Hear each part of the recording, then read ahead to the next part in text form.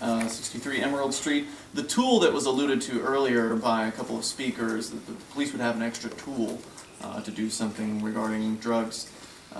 Let's be clear, the tool is violence, because that's the tool that the police have.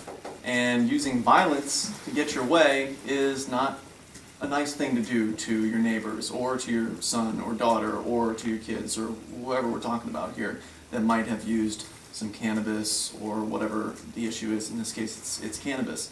So I think that violence is not the solution.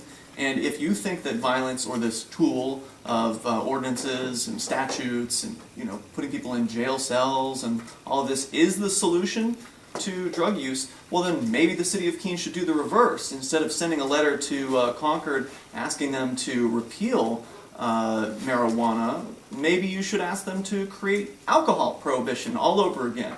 I mean, after all, if violence is a good solution and it helps our kids, then maybe we should be putting more of them in jail cells. Because I know that when I was at this hearing at the court in Hillsborough, there were plenty of young people in there who were arrested for underage possession.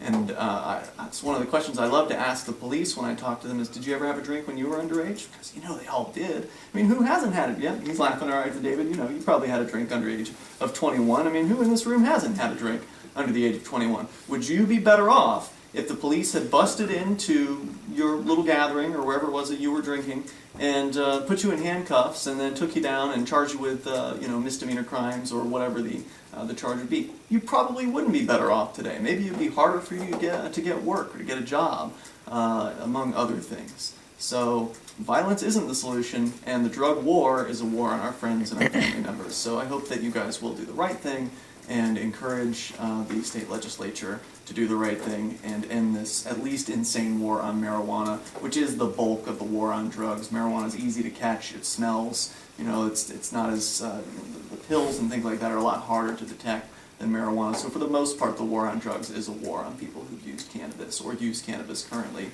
And I imagine a few of the folks on this panel and a number of the people who, even law enforcement, some of them have used cannabis, and we're all okay. Everything's fine. So thanks for listening.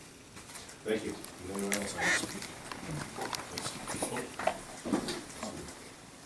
Go ahead, Chloe.